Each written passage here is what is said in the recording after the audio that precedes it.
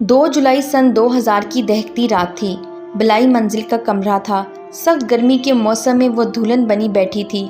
दबीज़ लिबास, मेकअप, फूलों के गजरे, हबस ज़दा गर्म हवा जो छत के पंखे से आ रही थी।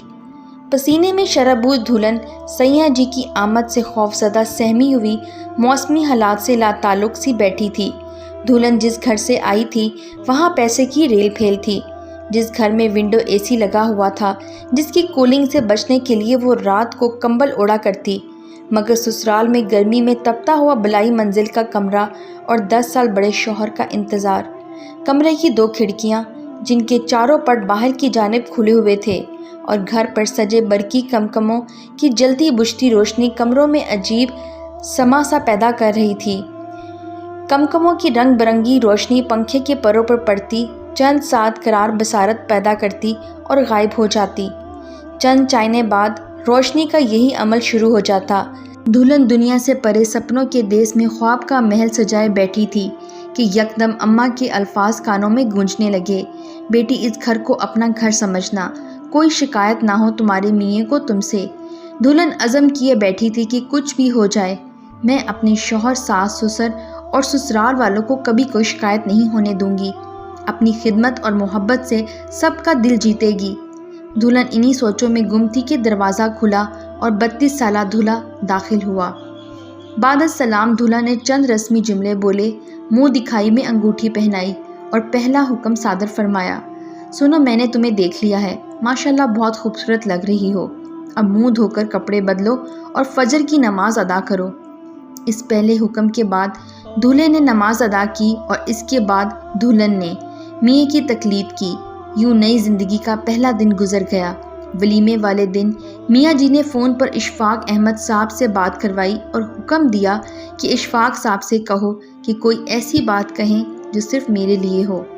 दुल्हन ने ऐसे ही इशफाक साहब को बोल दिया। इशफाक साहब कमाल के बंदे थे। फ़ोन पर दुल्हन से कहा, तू बहुत खुशकिस्मत है, तुझे बहुत अच्छा शौहर मिला है, इसे खर्चा मांग कर तंग मत करना और इसकी खिदमत करना, ये तेरा मजाजी खुदा है। बाबा अशफाक अहमद की नसीहत थी या दुल्हन के माँ बाप की तरबियत, ये तो खुदा जाने, पर दुल्हन ने ताबेदारी की इंतहा कर दी। दुल्हन को अंदाज़ा हो चुका था कि इसका शौहर खूबसूरत होने के साथ साथ अक्खड़ मिजाज भी है, मगर वो शादमान थी, खुश थी और पुरअज़म भी। शादी के बाद इसे मालूम हुआ कि शौहर की तनख्वाह सिर्फ 3500 रुपये है। इस घर की चादर इतनी छोटी थी कि मुंह ढांपो तो पैर नंगे और पैर ढांपो तो सर नंगा हो जाता। शौहर बहुत प्यार करने वाला था, मगर गुस्से का बहुत तेज़ था। सास फरिश्ता सिफ्त थी, ससुर वली सिफ्त, नंदे मोहब्बत करने वाली, देवर जेठ बहुत इज्जत करने वाले थे। बस कमी थी तो पैसे की। दुल्हन ने ठान ली थी कि हर अच्छे और बुरे वक्त में मियाँ का सहारा बनकर रहेगी। मियाँ को नौकरी के साथ साथ अदाकारी और किताबें पढ़ने का बहुत शौक़ था। नौकरी के बाद पीटीवी सेंटर में ख्वार होने के बाद मियाँ जी रात गए घर आते तो दुल्हन खंदा पेशानी से पुरजोश इस्तकबाल करती, गरम गरम खाना परोसती। बस खाने के दौरान चंद बातें होती, फिर मियाँ जी लाइब्रेरी से कोई किताब उठाते और पढ़ते पढ़ते सो जाते। दुल्हन किताब बंद करके शेल्फ पर रखती, मियाँ जी का लटकता बाजू बिस्तर पे रखती। ये मामूल था। पहले साल बहुत मुश्किल से गुजारा किया क्योंकि पैसे की कमी थी, मगर साबरा शाकरा ने पहली गर्मी और सर्दी गुजार ली थी। दूसरी गर्मी शुरू हो चुकी थी। जून का महीना था। अल्लाह ने गोद भर दी और पहला बेटा पैदा हुआ। दादा जान ने पोते का नाम अली रखा। दुल्हन ने खुद को तो बलाई मंजिल के कमरे की सख्त गर्मी में ढाल लिया था, मगर मुन्ने से अली मियाँ को इस कहर की गर्मी से बचाना चाहती थी। मियाँ का हाथ पहले ही तंग था, सो चुप रही। वो तो जेठ को रहम आ गया और इसने कमरे में एयर कूलर लगवा दिया और दुल्हन की जान में जान आई। एसी में रहने वाली अब एयर कूलर में अली के साथ यूँ सोया करती जैसे बादशाह अपने शब्स्तान में सोते हैं। अगले साल दूसरा बेटा पैदा हुआ। मियाँ ने इसका नाम ईसा रखा। बच्चों की आमद के बाद मियाँ का रिस्क कुछ खुल गया। महीने में 5-7 हज़ार आने लगा, मगर खर्चे इससे दुगने थे। फिर भी दुल्हन के माथे पर तेवरी तक न आती। वो मियाँ की खिदमत में मोह रहती। मियाँ को देखना, इसके कपड़े इस्त्री करना, इसके नाज उठाना, सख्ती बर्दाश्त करना जैसे आदत समझती थी।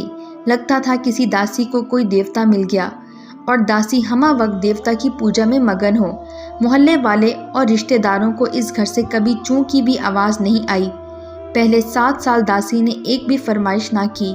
میاں جی کی یامہا پر ایسے اترا کے بیٹھتی گویا مرسڈیز ہو۔ استقامت کی سیڑھی کے پہلے پائیدان پر کھڑی رہی۔ داسی کڑے وقت میں ماں سے کچھ ادھار لے آتی اور جب میاں کا ہاتھ کھلا ہوتا تو چپکے سے واپس کر آتی۔ اسی پوجا پاٹ میں 6 برس گزر گئے۔ اللہ کی کرنی ایسی ہوئی کہ BBC اردو سروس لاہور میں ایک ریڈیو ڈرامہ کر رہی تھی۔ میاں جی کو اس ڈرامے میں ایک رول مل گیا۔ BBC اردو کے اس ڈرامے سے ایک بڑی رقم ہاتھ آئی جس سے میاں نے پہلے میران اور پھر ایک سیکنڈ ہینڈ خیبر خرید لی تھی۔ گاڑی تو آ گئی مگر CNG کے پیسے کبھی ہوتے کبھی نہ ہوتے، مگر داسی اپنے دیوتا کی پوجا میں کبھی کمی نہ کرتی۔ اللہ نے تیسرا بیٹا عطا کیا۔ دادے نے پوتے کا نام موسیٰ رکھا۔ اب میاں کچھ مشہور ہو چکا تھا، گھر کے خرچے نکل آتے تھے، بہت کم ہاتھ پھیلانا پڑتا، مگر داسی نے نہ تو دیوتا کی پوجا چھوڑی اور نہ دعا کا سلسلہ ترک کیا۔ اپنی سچی بھکتی اور محبت میں سر جھکا کے لگی رہی۔ دیور اور میاں نے پیسے ملا کر سسر کے کمرے میں 1 ٹن کا AC لگوا لیا تھا۔ اس چھوٹے سے کمرے میں ساس، سسر، ایک دیور اور داسی اپنے 3 بچوں اور میاں کے ساتھ سوتی تھی، مگر کبھی اف تک نہ کی۔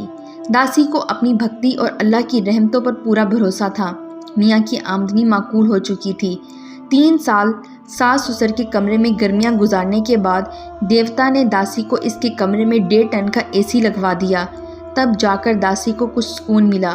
داسی کی دعائیں رنگ لانے لگی تھیں۔ داسی کے صبر اور اشفاق احمد کی صحبت نے زنگ آلودہ تقدیر کو رنگ لگا دیے۔ میاں نے اداکاری کے ساتھ ساتھ ڈرامہ لکھنا شروع کر دیا تھا۔ پہلا ڈرامہ سیریل کی پیمنٹ سے ہی AC لگا تھا۔ 10 برس کی خاموشی، صبر، خدمت اور دعاؤں نے ارشد دکھانا شروع کر دیا تھا۔ میاں جی کے اسکرپٹ کیا بکنے شروع ہوئے۔ لکشمی نے گھر دیکھ لیا۔ پہلے داسی چھوٹی چھوٹی چیزوں کو ترستی تھی، اب بڑی سے بڑی بات منہ سے نکالے تو پوری ہو جاتی۔ اسی دوران 2 بیٹیاں اور پیدا ہوئیں جن کا نام بانو قدسیہ آپا نے رکھا۔ بڑی کا حاجرہ اور چھوٹی کا حلیمہ۔ حاجرہ بڑے نصیبوں والی تھی۔ اس کی آمد کے ساتھ ہی گھر میں ہونڈا سٹی آ گئی۔ اب گھر میں 2 گاڑیاں تھیں۔ حلیمہ حاجرہ سے بڑے نصیب لکھوا کے لائی تھی۔ حلیمہ کی آمد سے پیسے کی ریل پھیل ہو گئی۔ لکشمی نے گھر میں ڈیرا جما لیا۔ پھر تپسیا جیت گئی، افلاس ہار گئی۔ آج داس کے پاس روپیہ، پیسہ، بینک بیلنس، زمین، سب کچھ ہے۔ داسی کی بھکتی سے میاں جی پر ہن برس رہے ہیں، مگر داسی آج بھی وہی سادہ سی زندگی بسر کرتی ہے۔ اسے غرض نہیں کہ میاں کا کتنا نام ہو چکا، میاں مالی طور پر کتنا مضبوط ہو چکا، اسے تو اپنی سیوا اور دیوتا کی پوجا سے غرض ہے۔ آج بھی داسی فجر سے رات گئے تک خدمت میں جٹی رہتی ہے۔ ایک محبت کرنے والی بیوی کی خدمت، سیوا، یقین، دعا اور عزم نے میاں جی کے حالات، تقدیر اور سٹیٹس بدل کر رکھ دیا ہے۔ 18 سال بیت گئے، بڑا بیٹا 17 سال کا ہو گیا، مگر داسی کو آج بھی میاں جی کی فکر لاحق ہے کہ میاں کے منہ سے حکم نکلے اور داسی تعمیل کرے۔ دوستوں، آج میری شادی کی 18ویں سالگرہ ہے۔ میں نے اپنی داسی یعنی زوجہ کو چند سطور میں خراج تحسین پیش کرنے کی ناکام کوشش کی ہے۔ ابھی میں نے بیگم کی چند خوبیاں بیان کی ہیں، مگر میں یقین سے اور بلا مبالغہ کہتا ہوں کہ مجھے سمیٹ کر رکھنے میں اور کامیابی سے روبرو کرانے میں میرے ماں باپ کی دعاؤں کے برابر میری بیگم کی وہ محبت اور وہ سیوا شامل ہے جس نے مجھ کھلنڈرے لا ابالی سیلانی طبیعت کو بدل کر رکھ دیا۔ خدا کی قسم، اگر بیوی اچھی مل جائے تو زندگی جنت بن جاتی ہے۔ مرد کو بدلنے میں عورت کا ہاتھ ہوتا ہے، پر اس کا کیا کیا جائے کہ ہر داسی عورت ہوتی ہے مگر ہر بیوی داسی نہیں ہوتی۔ اللہ ہمیں آسانیاں عطا فرمائے اور آسانیاں تقسیم کرنے کا شرف بخشے، آمین۔